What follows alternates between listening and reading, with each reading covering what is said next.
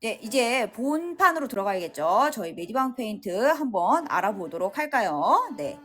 일단 메디방 페인트가 뭔지 되게 궁금해 하시는 분들 많으실 거예요. 제가 작년부터 계속 말씀드리긴 했는데 아직도 모르시는 분들이 꽤 계시더라고요. 아무래도 이제 강좌 이제 뭐 패드나 이제 타블렛에서의 그런 강좌는 이제 아무래도 프로크리에이트가 제일 이제 아무래도 1순위여가지고 그렇죠. 아무래도 그림 그리시는 분들은 전부 다 프리크로에이트를 쓰실 거예요. 그런데 아무래도 프리크로에이트는 전문가 전용이고 그리고 처음에 시작할 때 유료 프로그램이다 보니까 처음에 이제 내가 이걸 앱을 사용을 하려면 돈을 지불을 해야 돼요. 그렇기 때문에 처음 그림을 입문하시는 분들은 되게 부담스러우실 수가 있어요. 이 금액이. 그래서 이제 프로크리에이트가 아니더라도 이제 다양하게 그림을 그릴 수 있는 이제 그런 페인팅 툴들이 많이 있는데 그 중에 하나가 메디방 페인트입니다. 메디방 페인트이고 그리고 요거는 이제 장점이 뭐냐면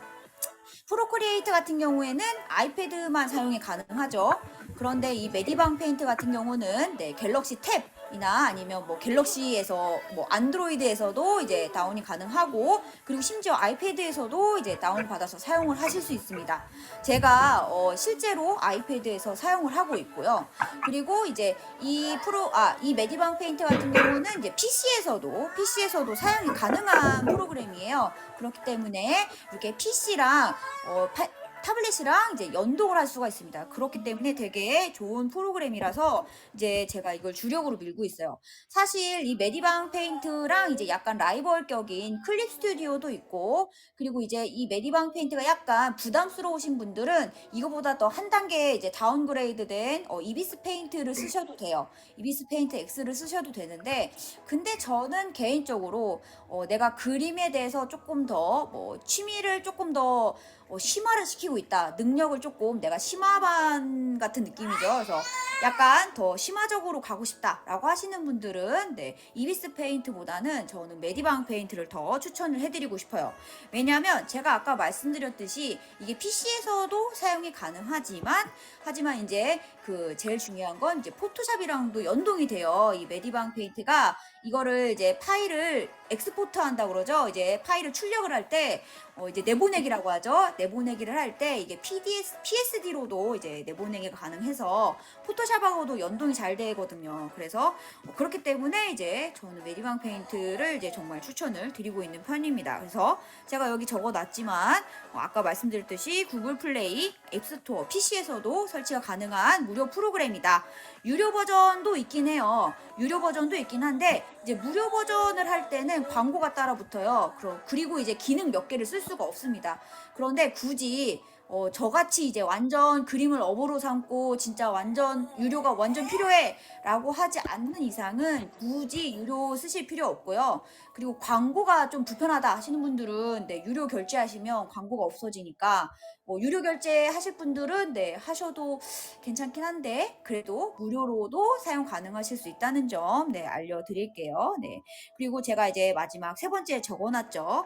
유료로 전환할 경우 이제 조금 더 다양한 도구 사용이 가능하다. 네, 아까 말씀드렸듯이 이게 유료가 아니고 무료일 경우에는 이제 아직 해금되지 않는 기능들이 몇 개 있어요. 이비스 페인트 같은 경우에도 제가 살펴보니까 이게 무료일 경우에는 이게 그 브러쉬들이 다 잠겨 있더라고요. 잠겨 있어서 이거를 이제 내가 광고를 보면 몇십 시간 동안 사용이 가능한 그런 기능들이 있더라고요. 그래서 이거 메디방 페인트 거의 비슷해요. 그래서 무료 기능이지만 내가 유료를 잠깐 사용하고 싶으면 광고를 보시고 네, 그 한 90시간 정도 되죠. 90시간 정도 사용하시면 되니까 그렇게 부담은 안 가실 거라고 생각해요. 네. 그래서 네, 메디방 페인트가 이런 프로그램이다라고 먼저 알고 계시면 될 것 같고요.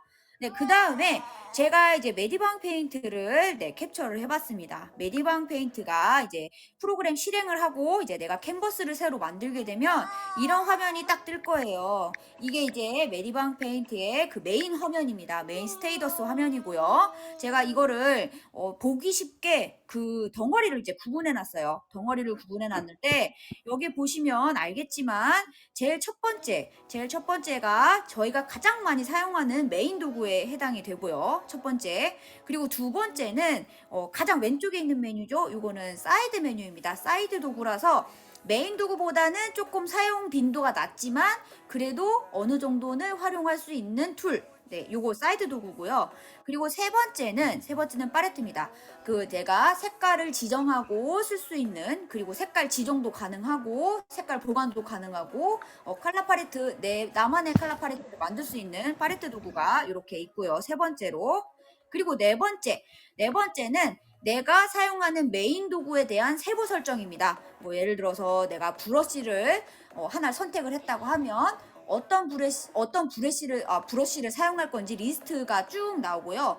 그 리스트를 통해서 내가 뭐 브러쉬의 뭐 크기를 조정한다거나 아니면 브러쉬의 뭐 필압을 조정한다거나 뭐 이런 식으로 세부 설정을 조정을 할 수가 있습니다. 그래서 이렇게 세부 설정 조정하는 그게 네 번째고요. 그리고 다섯 번째가 단축키 모음입니다. 내가 아주 자주 사용하는 것들, 메인 도구도 메인 도구지만 내가 진짜 수시로 사용하는 것들은 이제 이 단축키에 저장을 해 놓으시면 조금 더 빨리 사용을 할 수가 있습니다. 왜냐면 그림 그리다가 바로 밑에서 이렇게 하면 되니까요. 그래서 다섯 번째 단축키 모음이 있고요. 그리고 마지막 여섯 번째 레이어가 있습니다. 이 레이어는 사실 그림 그리는데 제일 중요한 이름이에요.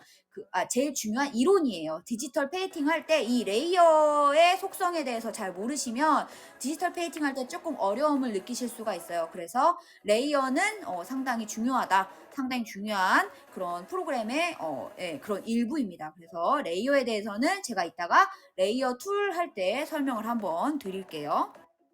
그래서 여기에서 우리가 이 많은 도구들을 다 쓸 수는 없잖아요. 그래서 제가 이 메디방 페인트를 사용할 때 자주 쓰는 그런 툴 같은 거를 이제 약간 쪽집게처럼 쪽쪽쪽 찝어드리려고 해요. 그래서 여기서 그나마 좀 많이 쓴다고 치면 메인 도구와 그 다음에 레이어, 그리고 뭐 단축키 모음 요거 정도가 있습니다. 도구 세부 설정은 사실상 이 메인 도구를 쓰면서 쓰는 거기 때문에 거의 같이 따라간다고 봐야 하고, 그리고 제가 이 세부 설정까지 다 설명을 드리려고 하면 요거는 진짜 6박 7일 강의를 해야 됩니다. 진짜 하루 종일 강의를 해도 끝나지 않기 때문에 그렇기 때문에 요거는 직접 한번 실행을 해보시는 게 가장 좋을 것 같아요. 그래서 제가 오늘은 메인 도구랑 사이드, 그리고 그다음에 단축키, 레이어 요렇게 네 가지에 대해서 설명을 드릴 겁니다.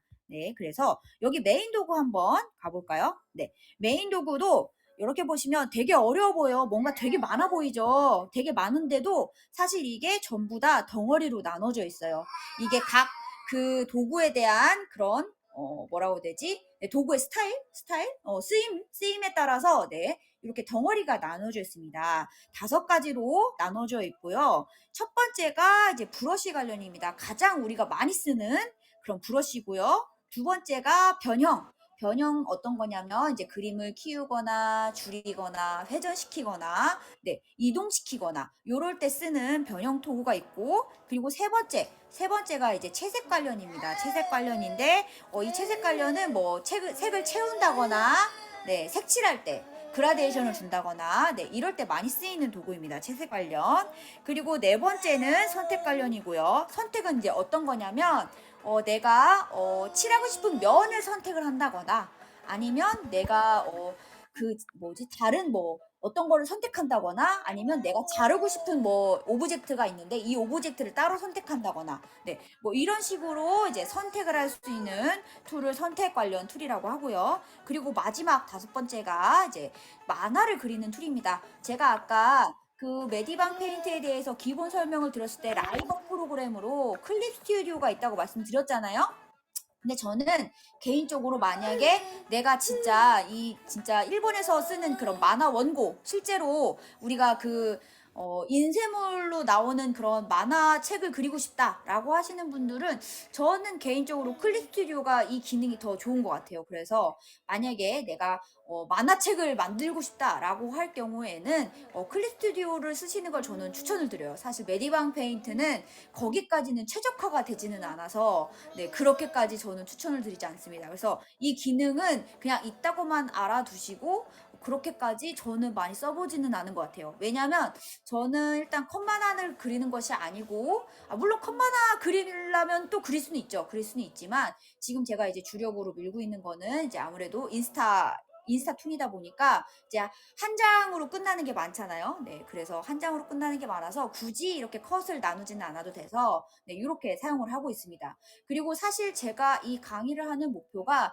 사실은 그거거든요. SNS에 나의 그런 일상을 나만의 캐릭터를 그려가지고 이제 올리는 거를 제가 목표로 하고 있기 때문에 제 강의를 듣고 네, 이렇게 일기 형식으로라도 내 캐릭터를 사용해서 이제 SNS에 올리는 거를 네, 목표로 잡고 있기 때문에 네, 그래서 또 이렇게 카툰 관련 툴은 그렇게 자주 사용하진 않는 것 같아요. 그래서 저는 일단 메인 도구에서도 자주 사용하는 툴이 뭐냐면 이제 브러쉬 그리고 변형 그리고 채색 선택 요렇게 되는데 이 중에서도 브러쉬는 전부 다 사용해요. 픽셀 빼고 전부 사용해요. 픽셀 빼고. 픽셀은 어떤 거냐면요. 픽셀은 픽셀 아트라고 해서 이 그림 이렇게 네모네모하게 그리는 것들이 있어요. 제가 요거를 잠깐 화면 공유를 해서 보여드리자면 잠시만요. 화면 공유를 한번 해볼게요. 화면 공유 돼야 될 텐데 네 됐습니다. 오디오 끄고 네 여기 제가 여기에서 뭐 픽셀 아트로 검색을 해볼게요. 픽셀 아트로 픽셀 아트 픽셀 아트로 검색해 보시면 네, 이런 식으로 나올 거예요. 요렇게. 이런 게 전부 다 사실은 픽셀 아트예요. 요런 거. 지금 보시면 제가 평상시에 우리가 평상시에 보는 그림과는 다른 이렇게 딱딱하고 네모난 느낌의 되게 원초적인 느낌의 이미지가 나오죠. 요런 거를 픽셀 아트라고 하거든요. 그래서 이 픽셀이라는 게 어떤 거냐면 디지털 그림을 봤을 때의 가장 최소 단위입니다. 픽셀. 1픽셀. 그래서 뭐 1픽셀, 뭐 2픽셀 하고, 뭐 예를 들어서 뭐 우리가 뭐 미리 캔버스나 아니면 캔바에서 뭐 SNS 이미지를 만들 때 뭐 1000픽셀 곱하기 1000픽셀 뭐 이런 식으로 픽셀이라는 단위를 쓰잖아요. 이 픽셀이라는 단위가 이 조만한 네모의 한 네모를 가리키는 거예요. 예를 들어서 체리의 광 있죠? 때깔? 네, 이렇게 광내는 부분에 네모가 딱 하나 있잖아요. 그 하얀색 네모 하나 자체가 1픽셀이라고 하는 거예요. 그래서 요렇게 우리가 1000픽셀, 1000픽셀이라고 하면 가로가 네모가 1000개가 있고 그다음에 세로가 네모가 1000개가 있는 거예요. 네, 요렇게 보시면 되거든요. 그래서 픽셀이 하나의 최소의 단위고 그래서 우리가 그림을 그릴 때는 제가 지금 그리고 있는 여기 제가 요즘 준비하고 있는 프로젝트인데 이렇게 가족 사진을 한번 그려봤어요. 그런데 이렇게 쭉 보시면 이 네모가 되게 부드러운 걸 느끼실 수가 있어요. 이렇게 부드러워요. 왜냐면 픽셀을 지정을 안 하고 브러쉬를 썼기 때문에 네, 이렇게 엔티엘리어싱이라고 하죠. 네, 그래서 중간이 이렇게 부드럽게 표현이 되어 있습니다. 이런 식으로 음영이 나와 있는데 예를 들어서 제가 픽셀을 한번 선택을 해볼게요. 픽셀을 선택을 하면 이렇게 나와요. 정확히 보시면 이렇게 네모난 부분만 이렇게 채색이 되는 거 볼 수 있습니다. 그래서 이 픽셀 아트는 따로 픽셀 아트라는 그런 아트 장르가 있어요. 그래서 이 픽셀 아트를 그리시는 분들은 이 픽셀을 쓰시긴 하지만 저는 사실 요거는 사실 쓰고 있기 때문에 픽셀 아트를 쓰신다면 쓰셔도 되지만 아니라면 굳이 쓰시지는 않아도 된다. 네, 이렇게 말씀을 드리고 싶어요. 그래서 다시 돌아가자면 쭉쭉쭉쭉 돌아가라. 돌아가라 돌아가. 네, 그래서 저는 이제 브러쉬 관련 툴은 이제 기본적으로 브러쉬, 지우개, 도형 요렇게 세 가지만 씁니다. 픽셀을 빼고. 그리고 변형 관련은 전부 다 써요. 변형은 진짜 중요하거든요. 이제 이미지를 이제 뭐 축소하거나 뭐 키우거나 아니면 뭐 확대 축소 아니면 뭐 회전 요런 것들 되게 중요하기 때문에 제가 이제 아무래도 사람인지라 기계처럼 완전 완벽하게 그릴 수는 없거든요. 그래서 가끔 가다 보면 뭐 비율이 잘못될 경우도 있어요. 뭐 머리가 뭐 몸통보다 더 커진다거나 뭐 이렇게 될 수가 있어요. 그래서 한번 이렇게 그림을 멀찍이서 보면 이제 어느 뭔가를 고쳐야 된다는 게 딱 나오잖아요. 그러면 이제 이 변형 관련 툴을 이용해서 조금 더 고치는 거예요. 뭐 만약에 머리가 더 커졌으면 머리를 변형 툴을 이용해서 좀 줄인다거나 아니면 눈이 뭔가 좀 회전을 더 해야 될 것 같아. 그러면 이제 눈만 따로 선택해서 회전을 한다거나 예, 이런 식으로 이제 진행을 하고 있거든요. 그래서 변형 관련 툴은 이제 자주 쓰는 툴. 그리고 이제 채색 관련 툴은 저는 이제 버킷하고 그라데이션을 많이 씁니다. 이 채우기 같은 경우는요, 내가 원하는 도형의 모양으로 채워지는 거예요. 예를 들어서 내가 네모를 선택했으면 네모 모양으로 채워지는 거고, 동그라미 모양을 선택했으면 동그랗게 채워지는 거예요. 네, 그렇기 때문에 채우기는 그렇게 사실상 많이 쓰고 있지 않아요. 뭐 그나마 써보자면 이제 제 캐릭터 같은 경우는 제 캐릭터가 여기 지금 안경 안에 눈이 있잖아요.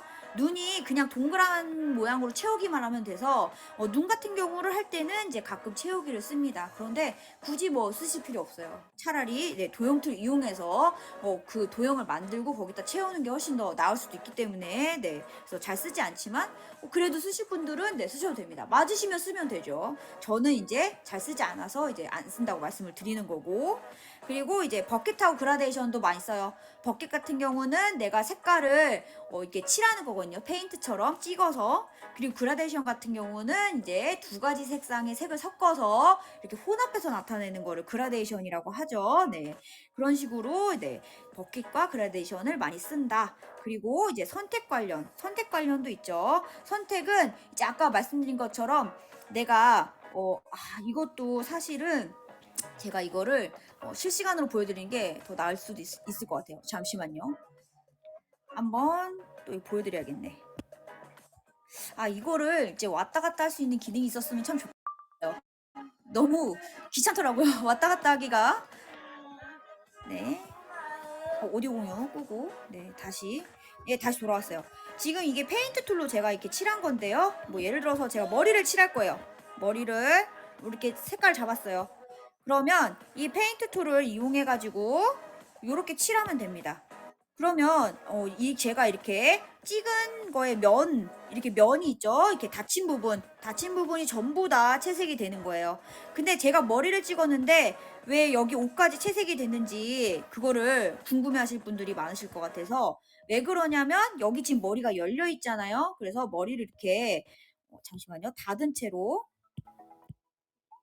닫은 채로 이렇게 닫아줘야지 이렇게 페인트를 칠했을 때 네, 이 부분만 채색이 됩니다. 이 부분만 이렇게 채색이 되고요. 네, 이런 식으로 페인트 칠하는 방법이 있고요. 이런 식으로 네, 칠하는 방법이 있고 그리고 그라데이션 같은 경우는요. 그라데이션은 제가 보여드릴게요. 그라데이션 어디 보자. 네, 그라데이션 같은 경우는 자, 제가 이렇게 색깔을 지정했어요. 보이기 쉽게 아주 원초적인 색깔로 한번 지정을 해볼게요. 빨간색과 파란색을 지정했어요. 빨간색과 파란색을 지정해서 여기 이렇게 쭉 그어주기만 하면은요. 이런 색으로 이제 파란색과 빨간색이 섞여가지고 네, 이런 그라데이션이 나오게 됩니다. 이런 그라데이션 느낌을 주는 네, 채색 이런 게 있고요. 이런 게 있고 그리고 이제 선택 툴 같은 경우는 요 네모난 거 같은 경우는 이제 네모난 모양으로 이렇게 선택이 되는 거. 그리고 동그란 모양은 뭐 이렇게 동그란 모양으로 선택이 되고 그리고 다각형은 제가 이렇게 찍은 부분만 이렇게 선택이 된다. 이렇게 다각형입니다. 다각형. 그리고 올가미 같은 경우 이거 제가 사실 제일 많이 사용해요.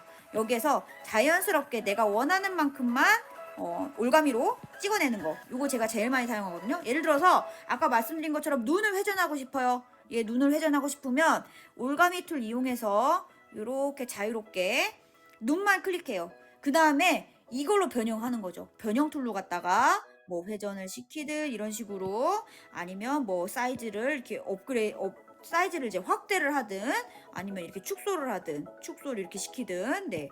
요거는 이제 자기 맘대로 이렇게 선택을 해서 이제 변형을 할 수가 있는 거죠. 그래서 이런 식으로 변형이 가능하다. 변형이 가능하다.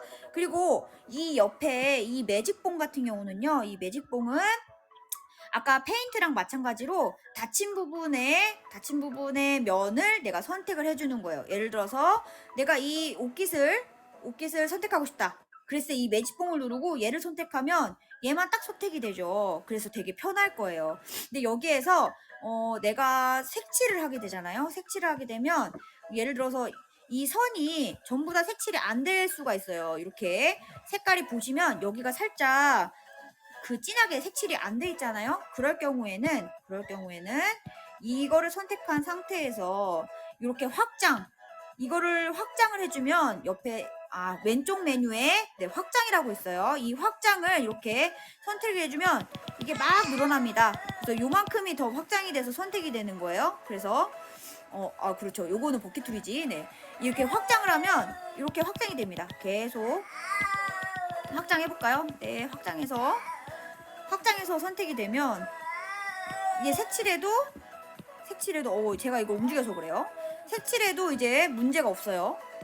지금 제가 확장을 31픽셀 해놨잖아요. 그럼 선택하면 요만큼 선택합니다. 제가 이만큼을 선택했지만 확장이 31픽셀이나 돼 있어서 그래서 요만큼이 선택이 되는 거예요. 네, 그렇기 때문에 요거는 확장을 너무 많이 하시면 안 되고요. 확장 너무 많이 하시면 안 되고 조금만 하셔야 돼요. 한 2에서 3픽셀 정도 저는 그렇게 추천을 해드려요. 그래야지 그나마 이렇게 선 안에 들어가 있는 걸 볼 수가 있습니다. 그래서 이렇게 한 다음에 여기다가 버킷툴로 이렇게 채워넣는 거, 이런 것도 가능해요. 네, 이런 식으로 채워넣는 것도 가능하고요. 네, 이런 식으로 이제 사용이 가능하다는 점, 이것도 알아두시면 좋을 것 같습니다. 네, 그래서 이런 식으로 채색과 그라데이션이 있고, 그리고 선택 툴도 있다. 네, 이렇게 알아두시면 좋을 것 같습니다. 네, 이거 일단 잠깐 공유를 다시 끄고 다시 PDF를 한번 열어볼게요. 다시 쭈쭈쭈쭈쭈쭈쭈 가자. 내가 열었던 것까지 나왔으면 좋겠어요. 네.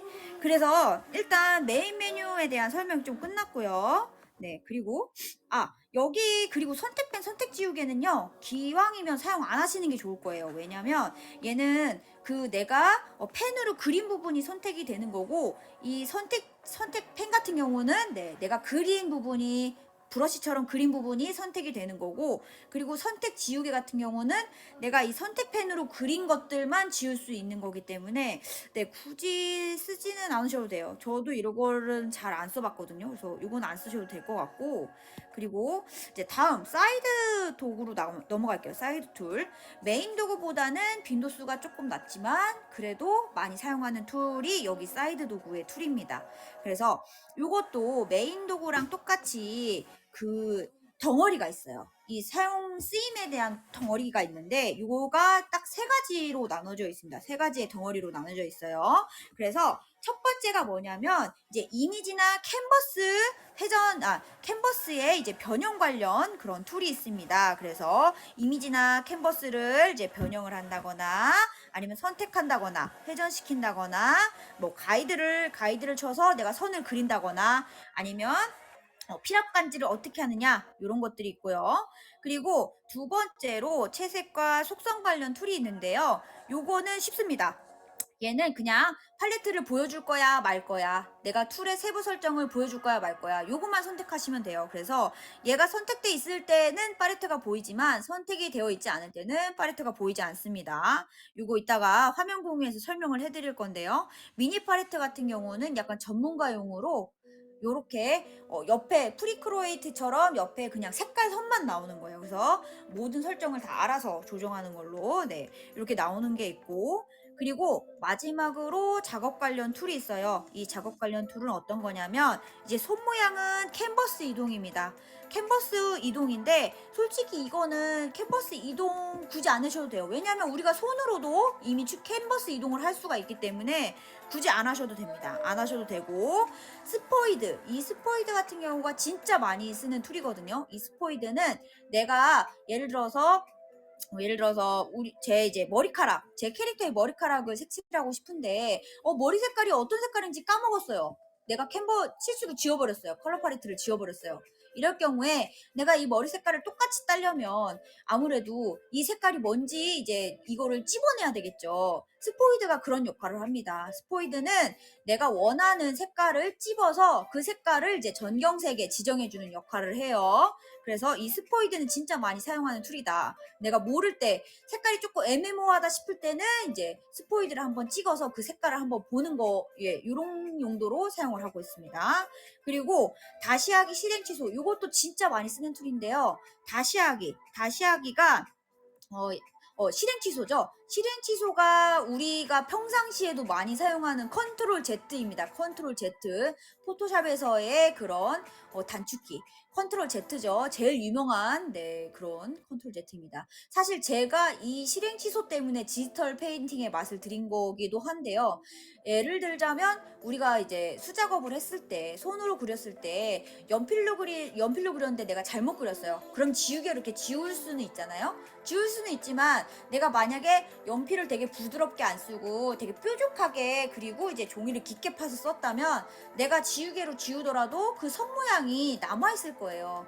그런데 이 디지털 페인팅 같은 경우는 내가 실행 취소를 하면 내가 그 전 단계로 아무 일도 없던 것처럼 돌아가기 때문에 아무래도 수작업보다는 디지털 페인팅이 조금 더 깔끔하게 작업을 할 수 있다는 장점이 있습니다. 네, 그렇기 때문에 저도 디지털 페인팅을 너무 애용을 하고 있는 거고요. 제가 수작업은 정말 진짜 잘 못 그리거든요, 사실상. 그래서 디지털 페인팅으로 여러 번 수정을 하고 이제 수정을 거쳐가지고 이제 그 캐릭터를 만들고 툰을 만들고 이렇게 하는 거라서 그래서 여기 실행 취소는 진짜 많이 쓰입니다.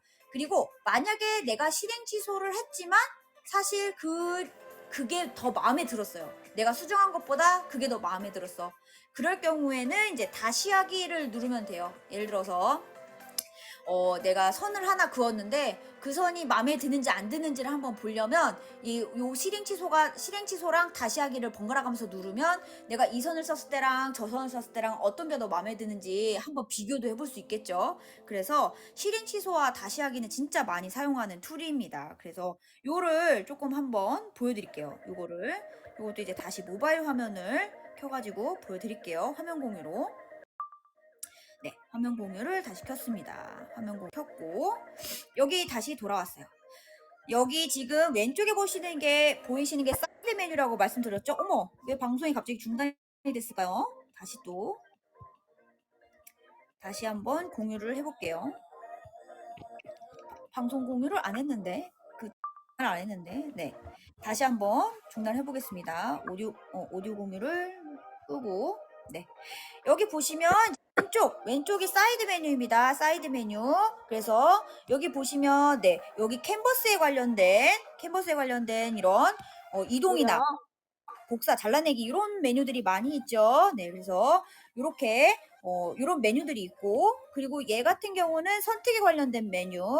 그래서 캔버스에 있는 거를 뭐 선택을 한다든지 뭐 반전을 시킨다든지 아니면 확장을 시킨다든지 이런 식으로 이제 선택 관련 툴이 있습니다. 그리고 얘 같은 경우는 이제 회전 관련 뭐 좌회전, 우회전, 뭐 좌우 반전, 뭐 회전은 원래대로 이런 툴들이 있고 그리고 제가 아까 좀 말씀드리고 싶었던 게 이 가이드예요. 가이드 같은 경우를 어떻게 쓰느냐 가끔 이제 물어보시는 분들이 있으시더라고요. 그래서 가이드는 어떻게 쓰냐면요. 제가 레이어를 하나 새로 깔아서 보여드릴게요. 네, 레이어를 하나 깔아서 보여드릴게요. 여기 빨간색으로 하고 제가 가이드를 할 건데 약간 집중선 하고 싶어요. 동심원을 합시다. 동심원이 더 이해하시기 빠르실 거니까. 그래서 동심원을 하나 내가 만들고 싶어요. 만들고 싶어서 이런 식으로 브러쉬를 하게 되면 가이드를 켜고 브러쉬를 치게 되면 이런 식으로 동심원을 내가 표현을 할 수가 있어요. 그런데 여기 보시면 원 중앙에 스냅 위치가 있어요. 요거를 변경하실 수가 있거든요. 스냅 위치를. 잠시만요. 제가 지금 다시 오프를 해볼게요. 오프를 하고 다시 동심원을 눌렀습니다. 그러면 스냅 위치를 이렇게 변경할 수가 있죠. 그러면 이런 식으로 내가 가이드를 이렇게 왔다리 갔다리 할 수 있어요. 그러면 얘가 이렇게 저는 중앙에서 할 거니까 네 스냅 위치를 조금 더 변경해서 중앙으로 하겠습니다. 네 변경이 끝났어요. 그러면 얘를 그냥 그대로 냅두는 게 아니라 여기에 그냥 대놓고 그리는 거예요. 제가 제가 아무렇게나 그려도 요 가이드에 따라서만 이렇게 그려집니다. 이런 식으로 내가 아무리 뭐 직선 툴을 그리고 해도 이거는 기계 실수예요. 네.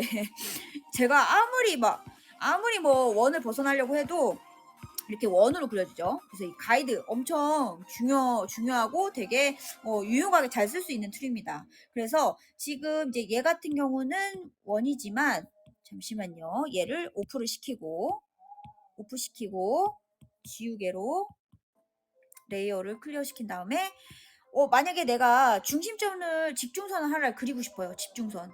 이쁘게 집중선 하나 그리고 싶어요. 근데 내가 이거를 안 그리면 오프를 하고 제가 집중선을 한번 그려볼까요? 그러면 이렇게 하면 되게 없어 보이잖아요.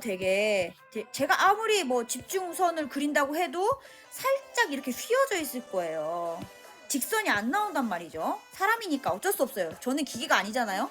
그래서 이렇게 해서 안 나온단 말이에요. 그런데 이런 가이드라인을 쓰게 되면요. 집중선 가이드라인을 제가 그렸어요. 그리면 제가 이게 지우개죠? 네. 제가 아무리 뭐 다른 선을 그려도 이렇게 집중선으로 그려집니다. 집중선으로. 그렇기 때문에 이게 약간 톤 느낌도 낼 수 있어요. 이런 식으로. 그래서 이 가이드는 활용하면 되게 좋은 툴이다. 활용하면 되게 유용한 툴이다. 그래서 이 가이드라인을 조금 알려드리고 싶었거든요. 그래서 이렇게 하면 네 약간 집중되는 느낌, 포커스가 있죠. 네, 아직 제가 색을 다 안 칠해서 요거는 네, 이렇습니다. 그래서 이렇게 가이드라인이 있다. 가이드라인 이거 오프를 하셔야 돼요. 무조건 이거 오프 안 하시면 계속 이 가이드라인을 사용하게 되니까 가이드라인을 다 쓰시고 난 뒤에는 왼쪽 상단에 이 오프 툴을 꼭 눌러주셔야 돼요. 그래야지 자유롭게 다시 또 스케치를 할 수가 있습니다. 뭐 이런 식으로. 네. 그리고 이제 여기 두 번째 란에 보면 그 팔레트를 이제 보여주는 거 유무, 그리고 세부 설정 보여주는 유무, 그리고 미니 팔레트가 있다고 말씀드렸죠. 그래서 여기 같은 경우에는 이제 제가 안 눌렀으면 네 팔레트가 사라져요. 누르면 다시 나타나죠. 그리고 세부 설정도 마찬가지입니다. 세부 설정도 제가 이렇게 해제를 하면 없어져요. 그리고 색깔이 변하면 다시 나타나죠. 네, 이런 식으로 세부 설정이 보이거나 아니면 팔레트가 보이거나 이런 유무를 결정할 수 있는 그런 툴입니다. 이런 란이에요. 그리고 여기 왼쪽 같은 보시면 이제 아까 미니 팔레트라고 말씀드렸죠. 이거 완전 전문가 전용이에요. 그래서 내가 이런 것들 너무 공간이 비좁아서 나는 되게 조그맣게 전문가식으로 쓰고 싶어 라고 할 경우에는 이걸 켜주시면 돼요. 이걸 키면 네 이런 식으로 제가 색깔도 조정을 할 수가 있고 네 어쨌든 이건 전문가들 쓰는 프로니까 네 기왕이시면 그냥 이렇게 세부 설정 쓰시는 게 편하지 않을까 저는 좀 생각이 듭니다. 그리고 마지막으로 요거 있죠. 요거 선은 이제 선은 이거 옮기는 거예요. 손바닥 둘. 캔버스를 이제 옮길 수 있는 건데 이거 굳이 안 해도 제가 이렇게 손으로도 이렇게 옮길 수 있습니다. 이거 지금 손으로 움직이는 거거든요. 손으로도 이렇게 충분히 움직일 수가 있어요. 그렇기 때문에 굳이 손바닥 둘 안 써도 된다. 안 써도 되고요. 그리고 제가 방금 전에 말씀드린 스포이드 툴 진짜 유용하다고 했죠. 지금 보시면 왼쪽 상단에 초록색 에메랄드색이 이렇게 색깔이 지정되어 있는 거 보이실 거예요. 이거를 이제 전경색이라고 합니다. 팔레트에서 또 가장 위에 나타내는 색이 이렇게 전경색이고요. 이 뒤쪽에는 파란색이 있잖아요. 이 파란색은 네 배경색이라고 합니다. 그래서 앞에 나온 색을 전경색, 뒤로 나온 색을 배경색이라고 하는데 요거를 이제 전경색을 제가 이 살구색으로 바꿀 거예요. 근데 그러려면 제가 이거를 어떻게 해야 되냐? 스포이드 툴을 눌러요. 스포이드 툴을 누른 다음에 여기를 한번 찍어주세요. 그럼 방금 전에 뭔가 원형이 나오면서 찍혔죠. 그리고 왼쪽 상단에 이 팔레트 전경색을 보시면 제가 픽한 살구색으로 이제 결정되어 있는 걸 보실 수 있습니다.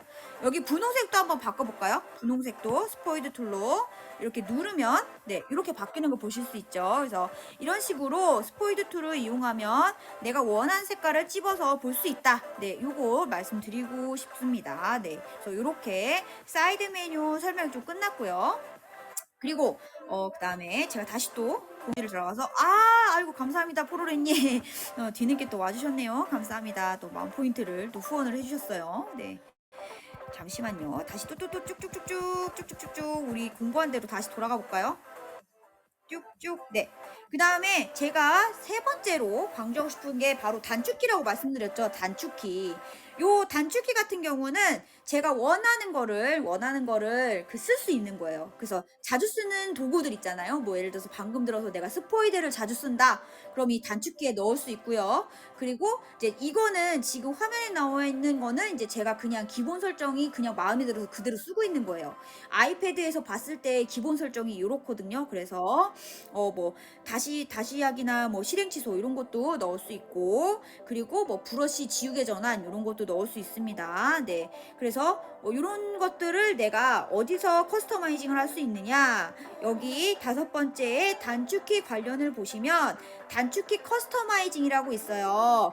여기 지금 네모난 다섯 번째 그 아이콘, 네, 여기 숫자 아이콘 있죠? 다섯 번째 여기 원형 아이콘 보시면 위쪽에 네모난 거에다가 대각선으로 화살표가 있는 아이콘이 있을 거예요. 이게 단축키를 커스터마이징 하는 네, 그런 아이콘입니다. 그래서 얘를 누르면 그 모든 메디방 페인트에서 사용할 수 있는 모든 메뉴가 나와요. 그래서 여기에서 내가 어떤 메뉴를 넣고 뺄지를 결정할 수가 있어요. 그렇기 때문에 저는 이제 이게 편해서 이렇게 쓰고 있지만 굳이 이게 아니다. 나는 나만의 커스터마이징 단축키를 만들고 싶다. 라고 하시는 분들은 다섯 번째에서 이제 첫 번째 이 네모난 대각선 화살표 모양의 아이콘을 누르셔서 단축키를 커스터마이징 하셔서 쓰셔도 되겠죠. 그리고 요거는 이제 축소했다가 펼치기도 가능하고 이동도 가능합니다. 그거를 이제 다섯 번째 오른쪽에 이 네모난 3개의 점이 이제 12개 정도 있는 요 아이콘을 클릭하시면 이 클릭한 상태에서는 이동이 가능하고요. 클릭이 돼 있는 상태에서 뭐 좌로 우로 뭐 위로 아래로 이렇게 이동도 할 수 있고요. 그리고 이 아이콘을 한번 톡 눌러주시면 얘가 오른쪽으로 쫙 펼쳐지면서 쫘라락 축소되면서 이 아이콘 속으로 스며 들어가 버려요. 그래서 이렇게 축소를 시킬 수 있고 만약에 내가 다시 단축키를 보고 싶다라고 하면 이 점 모양의 아이콘을 2번 클릭하시면 다시 이렇게 쫘라락 펼쳐집니다. 그래서 단축키도 이렇게 사용이 가능하다. 요거를 말씀드리고 싶고요. 그래서 이거를 레이어랑 같이 보여드려야 될 것 같아요. 그래서 레이어를 한 번 더 설명을 해드리고 보여드릴게요. 그래서 레이어 제가 중요하다고 말씀드렸죠. 정말 중요한 제일 중요한 그 시스템입니다. 레이어 시스템. 모든 디지털 페인팅에서는 레이어를 빼놓을 수가 없어요. 뭐든지 다 레이어의 속성이 전부 다 관여가 되어 있습니다. 우리가 요즘에 많이 사용하는 뭐 미디 캔버스나 아니면 캔바 이런 데서도 레이어의 속성이 사용이 되고 있어요. 근데 단지 이걸 우리가 너무 어려워하니까 그쪽에서 그 레이어를 노출시키지 않은 것 뿐이지 어떻게 보면 다 레이어로 이루어져 있는 겁니다. 모두 오브젝트가. 그래서 네, 요거 레이어에 대해서는 뒤쪽에 설명을 해드리고 일단 레이어 메뉴를 먼저 보자면요. 첫 번째로는 이제 레이어의 불투명도를 조정할 수 있는 불투명도 조정란이 있고요. 그리고 두 번째는 우리가 가장 많이 사용할 레이어에 대한 속성 관련 툴이 있습니다. 그래서 투명도 보호 같은 경우는 내가 투명한 부분을 보호하는 거고요. 그리고 속성 같은 경우는 이제 옆에 화살표 모양이 있고 보통이라고 써져 있는 그거를 이제 속성이라고 하는데 이 속성을 어느 거를 사용하느냐에 따라 느낌이 달라져요. 느낌이 달라지기 때문에 이런 거는 잘 사용하면 네, 더 이쁜 이미지나 아니면 더 판타지스럽거나 아니면 좀 몽환적인 느낌을 낼 수가 있습니다. 그래서 이 속성들도 많이 이용을 하시고 있고요. 이거는 포토샵이랑 거의 똑같아요. 포토샵이랑 거의 똑같으니까 네, 한 번쯤 사용하시면 포토샵도 공부하시는데 많이 도움이 될 거예요. 그리고 세 번째가 클리핑 마스크입니다. 클리핑 마스크가 뭐냐면 내가 그린 오브젝트만큼 뭔가에 뭐를 채워넣을 수 있는 기능이에요. 클리핑 마스크. 되게 신기할 텐데 이거는 조금 이따가 보여드릴게요. 그리고 네 번째가 잠금이에요. 이 잠금은 레이어를 완전히 잠그는 거예요. 아무것도 못해요. 변형도 안 되고, 뭐 채색도 안 되고, 여기에 뭐 브러쉬를 긋는 것도 안 돼요. 회전도 안 되고, 네. 이런 식으로 레이어를 잠금 처리하는 기능이 있다. 이거 제 레이어 속성 관련 기능이었고요. 그리고 세 번째는 이제 레이어 설정 관련 기능이 있습니다. 이 설정 관련 기능은 이제 뭐 레이어를 추가한다거나 아니면 레이어를 삭제한다거나 뭐 레이어를 이제 내가 이 오브젝트를 마음에 들어서 복사를 한다거나 뭐 이럴 때 쓸 수 있는데 제가 이제 빨간색으로 적어놨죠. 레이어 폴더는 유료 기능입니다. 이거는 유료 기능이기 때문에 만약에 사용을 하실 거라면 광고를 보시고 한 90몇 시간 사용을 하실 수가 있어요. 그래서 폴더 기능 이렇게 사용하실 수 있다. 요거를 알려드리고 있고요. 그리고 기타 설정은 이제 그런 폴더에 관련된 설정들이어서 네, 굳이 안 보셔도 될 것 같습니다. 안 보셔도 될 것 같고요. 네, 이런 식으로 이제 레이어 속성을 레이어에 대한 그 메뉴 설명을 알아봤는데요. 이제 이 레이어가 어떤 건지를 한 번 더 알아봐야 되겠죠. 이 레이어는 어떤 거냐면요. 일단 우리가 옛날에 그림을 내가 너무 이쁜 그림이 있어요. 너무 이쁜 그림이 있는데 내가 이걸 너무 똑같이 베껴 그리고 싶은 거예요. 근데 베껴 그리려면 우리가 모는 종이라는 것을 이용을 했잖아요. 그래서 약간 불투명한 모는 종이에다가 이거를 그림을 막 대고 베껴서 그렸잖아요. 이 레이어도 이런 느낌이라고 보시면 돼요. 레이어도 모는 종이입니다. 모는 종이인데 문제는 이게 반투명이 아니라 투명한 모는 종이라는 거죠. 그래서 투명한 모는 종이어서 내가 레이어를 겹겹이 쌓아서 그리지만 그게 하나의 그림처럼 보일 수 있는 기능, 이게 레이어라고 보시면 돼요. 겹겹이 쌓여져 있는 층층이 쌓여져 있는 투명한 모는 종이 이렇게 보시면 됩니다. 그리고 이 레이어의 특성 두 번째, 레이어와 레이어는 서로 간섭을 할 수 없습니다. 그래서 내가 다른 레이어에 그렸던 거를 뭐 위에 레이어에서 뭐 지우거나 뭐 수정하거나 이게 불가능해요.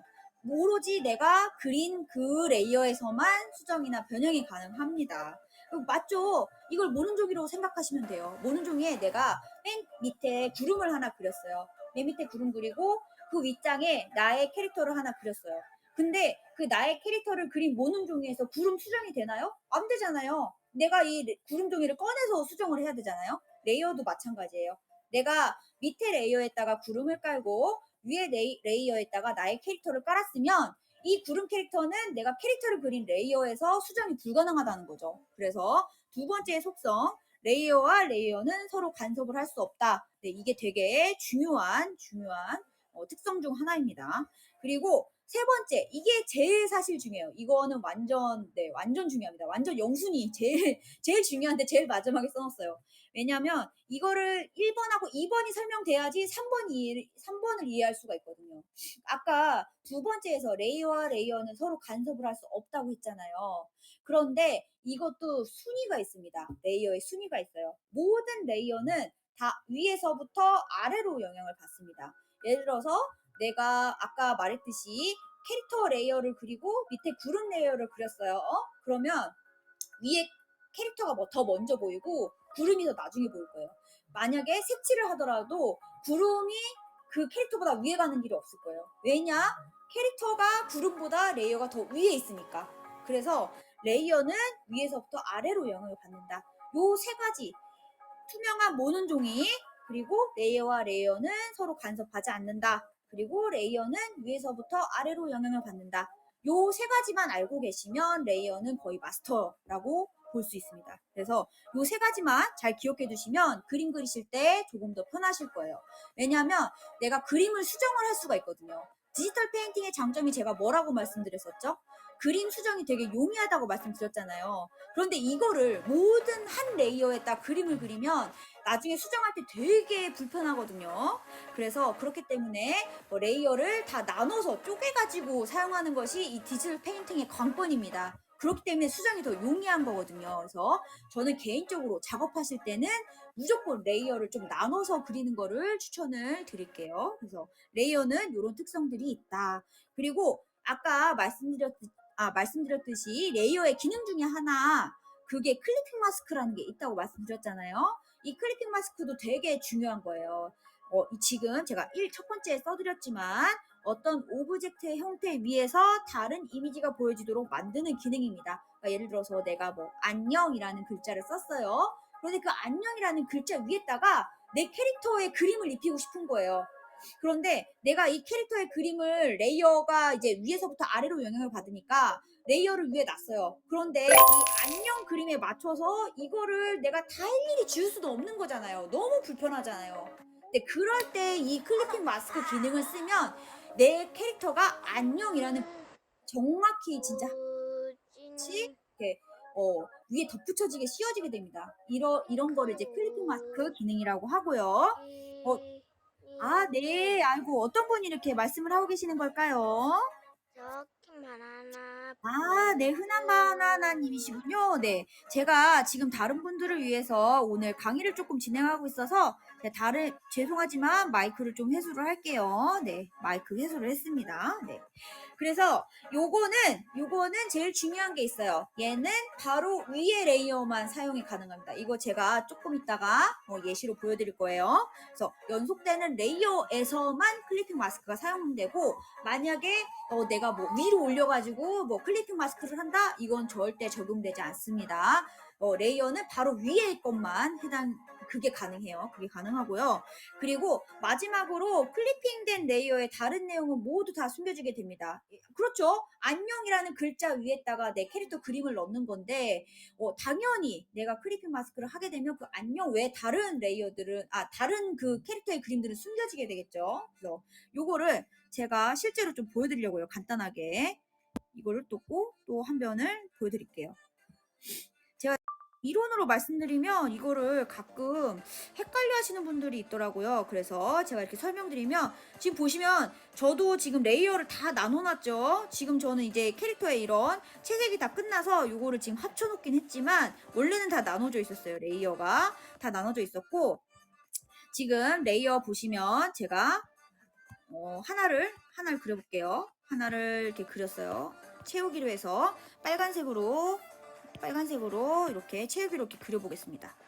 이럴 경우에 제가 레이어 속성이 뭐라고 말씀드렸죠? 속성이 위에서부터 아래로 영향을 받는다고 했죠? 지금 이 빨간색 모양의 네모가 이 다른 이제 캐릭터 그린 선보다 더 위에 있기 때문에 얘가 더 우선시로 보여지는 거예요. 근데 예를 들어서 내가 이 레이어의 위치를 밑으로 내렸다. 그러면 여기 제가 지금 색칠한 부분까지 다 영향을 받아서 이 색칠한 부분보다 더 아래가 있으니까 이 색칠한 게 더 위로 올라오게 되겠죠. 그래서 레이어의 순서를 잘 알아두시면 그림 그리실 때 조금 더 유용하고 편하게 그리실 수가 있어요. 그래서 저 같은 경우는 이제 선을 잡아먹는 게 되게 보기가 싫거든요. 그래서 이렇게 색깔을 위로 올리게 되면 내가 애써 열심히 스케치했는데 막 이상하게 변해버리잖아요. 그래서 저는 선 레이어를 항상 이렇게 위에다 놓고 그리고 밑에서 채색을 합니다. 그래서 이렇게 채색을 한다. 이거를 조금 말씀드리고 싶고요. 그리고 예를 들어서 제가 지금 이렇게 컬러 팔레트를 그려놨는데 제가 여기에다가 밑에다가 크게 쓸 거예요. 크게 안녕이라는 단어를 쓸 겁니다. 안녕이라는 단어를 어디 보자. 네, 좀 크게 해서 안녕이라는 단어를 쓸 거예요. 그래서 이것도 좀 작네요. 좀 더 크게. 안녕. 네, 안녕이라는 단어를 이렇게 썼어요. 근데 제가 아까 말씀드렸듯이 안녕에 얘를 집어넣고 싶은 거예요. 안녕에. 그러면 아까 말씀드렸지만 얘를 뭐 불투명도를 불투명도를 막 조정해가지고 뭐 사이즈도 뭐 키우고 사이즈 키워가지고 여기다 이렇게 집어넣고 싶은데 얘를 막 불투명도를 없애가지고 얘를 막 이걸 지우려고 이거를 막 지우는데 이게 진짜 보통 일이 아니거든요. 이거를 다 이렇게 완전히 맞게 지우기라는 거는 이건 진짜 있을 수가 없는 일이에요. 정말 티가 나거든요. 이런 식으로 막 삐뚤빼뚤 하겠죠. 그런데 제가 방금 말씀드린 클리핑 마스크라는 기능을 쓰게 되면 여기 지금 클리핑 마스크를 한번 눌러주기만 하면 돼요. 그러면 지금 이 안녕이라는 글씨에 제가 방금 전에 요 지우려고 했던 것들이 그냥 그대로 들어가게 되죠. 그래서 요걸 잠시만요. 얘까지 한번 키워볼게요. 그러면 얘를 좀 키우면 되게 잘 보이죠? 안녕이라는 글씨. 여기에 제가 방금 전에 클리핑 하기 전에 요렇게 돼 있었던 것들이 요렇게 안녕이란 글씨 안에 들어가게 되는 거예요. 이거를 클리핑 마스크라고 합니다. 근데 제가 아까 특성 말씀드렸죠? 얘는 뭐 무조건 연속적인 레이어 위에서만 사용이 가능하다고 말씀을 드렸어요. 만약에 제가 이 안녕이라는 거를 짠 여기 밑에다가 내렸어요. 밑에다가 내렸는데 얘를 클리핑 마스크를 할 거예요. 클리핑 마스크를. 근데 클리핑 마스크를 해도 아니지.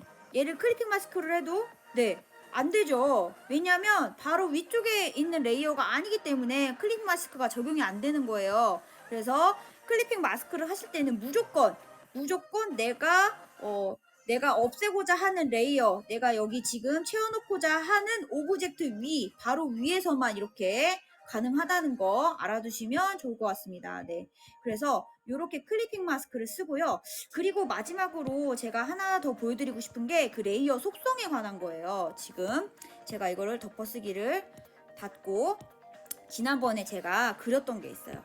지난번에 그렸던 게 있는데 요 사진이 있습니다. 제가 이 사진에다가 캐릭터를 그렸어요. 그랬는데 원래는 이게요. 원래는 이런 느낌이었어요. 이렇게 희뿌연 느낌이었거든요. 희뿌연 느낌인데 이거를 아까처럼 이렇게 따뜻하게 햇살이 들어오는 느낌을 주고 싶다 라고 해서 저는 여기에서 이 레이어 속성 중에 오버레이라는 것을 사용했어요. 오버레이라는 것을 사용해서 제가 지금 레이어가 두 개가 있으니까 두 개를 다 오버레이를 사용했더니 짠 요렇게 따뜻하게 햇살 느낌이 나는 그런 그림이 되었죠. 그래서 이런 레이어 속성 같은 거를 이용하면요, 네, 이런 식의 효과도 가능하고요. 더하기 같은 경우는 이런 식의 효과도 가능합니다. 그래서 얘를 이걸 조그만 불투명도를 조정해주면 네 조금 더 아이고 자꾸 오류가 나네요. 네 이런 식으로 조금 더 발광 빛나는 더 느낌을 낼 수가 있겠죠. 아까 오버레이는 약간 은은한 느낌이었다면 네 더하기는 조금 더 발광이 조금 되는 느낌이고요.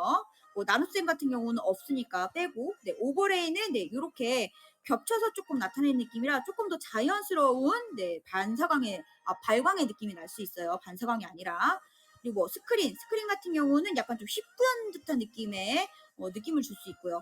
근데 이런 것들은 다 내가 어떤 거를 주느냐에 따라서 느낌이 다 달라질 수 있습니다. 그렇기 때문에 다양한 거를 한번 써보시는 거를 저는 추천을 드려요. 그래서 내가 봤을 때 가장 어울리는 거를 이제 쓰는 거죠. 가장 어울리는 느낌의 그런 톤을 쓰는 거죠. 그래서 요거를 어떻게 썼느냐에 따라서 이렇게 되게 따스한 느낌을 낼 수도 있고요. 약간 몽환적인 느낌을 낼 수도 있고 되게 다양한 느낌을 레이어를 수정을 하지 않고도 이렇게 낼 수가 있습니다. 네, 그렇기 때문에 요 레이어 속성 같은 것도 많이 사용하시면 되게 좋아요. 그래서 저는 완전 추천을 드립니다. 네, 그래서 이렇게 오늘은 네, 메디방 페인트의 그 사에 대해서 조금 알아보고 네, 여러 가지 좀 실습을 조금 해봤어요. 실습을 좀 해봤습니다. 잠시만요. 네. 그래서 네, 오늘의 과제. 저는 항상 매주 과제가 있습니다. 매주 과제가 있고, 네, 오늘의 과제는 메디방 페인트를 한번 사용해 보시는 거예요. 메디방 페인트를 한번 이렇게 여러 개 만져보세요. 제가 설명을 했지만 이걸 설명한 거를 잘 쓰지 않으면 또 까먹게 돼요. 저도 사람이 그렇잖아요. 저도 막 공부를 했지만 이거를 자꾸 안 쓰면 자꾸 까먹고 이게 어떤 거였지? 자꾸 몰라요. 모르기 때문에 저는 요거를 꼭 사용해 보시는 거를 추천을 드립니다. 그래서 네, 요번 주 과제는 메디방 페인트를 사용해 보는 거, 네, 요거 네, 과제로 내드리겠습니다. 그래서 네, 저는